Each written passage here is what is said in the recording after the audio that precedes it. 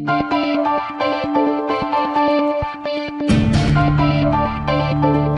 welcome to A Spirited Debate. I'm Lauren Green. Politics and the pulpit. For the 2016 Republican presidential hopefuls, the key to winning the Iowa caucuses is support from evangelicals. And that makes the pastors who lead their flocks potential kingmakers, who candidates are reaching out to. Rev Kerry Gordon is executive pastor of Cornerstone World Outreach in Iowa and joins me now. Welcome, Reverend. Thank you for having me. Glad to be here. It's a very big, very important block of voters. So why has the evangelical vote in Iowa become so important? Well, it's very important because in 1973, a group of rogue judges who are progressives basically invented the so-called right to privacy, and as a result of their oligarchical tyranny, about 60 million children have been killed, and the church has a vested interest in protecting lives. And now we're seeing the fruit of that tree growing, and there's a push now to start euthanasia, approving euthanasia across the United States. So pastors have a vested interest in life. We marry people and we bury people. Mm-hmm. And I think that that's central to the involvement of evangelical people in politics.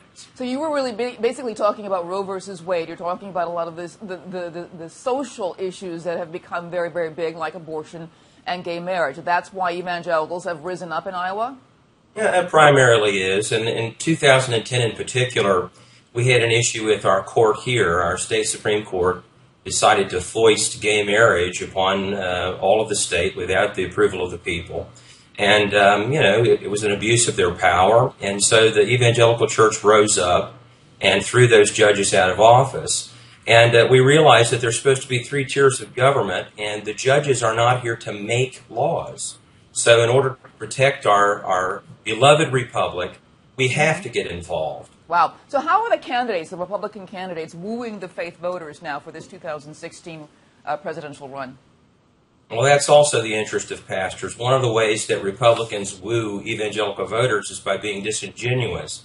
And as a shepherd, I don't like to see my people, for one, manipulated by gimmicks and disingenuous promises on sacred issues that, after they get elected, they don't do anything with. So, for example, they might say the word hallelujah when they're doing a speech. Mm-hmm. I think it's important for pastors and for voters to vet candidates very, very carefully and find out really what makes them tick and what they're really in this for. And the Republican Party has a progressive problem. And there are just as many problems with progressivism in the Republican Party as there is the Democratic Party. And I think that pastors have a unique role in figuring out who the real conservative is and making sure that our issues are really going to be handled after someone gets elected. So I want to put up a poll now because among Iowa Republican presidential, the caucus, right now the poll shows that Scott Walker is ahead, Mike Huckabee is at 12%, Rand Paul, Jeb Bush around the same, Ben Carson 8%, Chris Christie 7%, and this is, of course, for the Republican presidential caucus in Iowa. Among the 2016 candidates, who do you think is going to likely be the best to get evangelicals in Iowa? Well, if I've learned anything about the Iowa caucus, it's that polls this early mean absolutely nothing. The poll that matters is the one that happens about 3 to 2 days before the vote.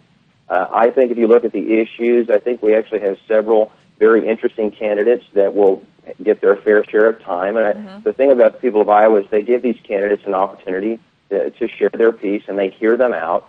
And I think Bobby Jindal has something to say to the evangelicals. I think Senator Santorum, of course, does. He was the one that won the caucus the last time. I think that Ted Cruz is definitely making inroads with evangelicals right now. And I think that even Governor Perry of Texas also has something to say. Those gentlemen in particular, there's an interest there with Christian people. I think they all seem like reasonably conservative men. And the trick is to get into the weeds on their policy and then to find out really who's the best choice. And one of the mistakes people make is I think that they buy into the early talking heads on TV, and they start voting for who could win or who someone says can win. But what evangelicals need to do is vote for who should win. Yeah, and I just want to bring clearly the candidates are actually reaching out to you pastors, is that right? That's right, yes. And how many have reached out to you personally? Well, I haven't counted. Let me think. Governor Walker's office called me.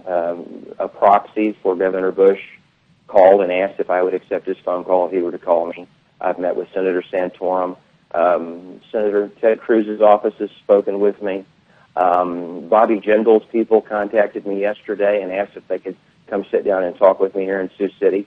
And I'm a polite guy. I'm very conservative, and I have very strong opinions. And I can't always promise that my conversations are going to be pleasant when I talk with these candidates, but I'm amicable, and I'm willing to talk with anybody. Are you leaning towards anyone at this point? No, I'm not. I'm vetting everyone and supporting no one. All right. I want to thank you very much. Very interesting. Rev Kerry Gordon, Executive Pastor for Cornerstone World Outreach. The Iowa caucus it's a long ways away, but in politics, it's really almost just around the corner. I want to thank you very much for being on A Spirited Debate. Thank you. It's good to be with you.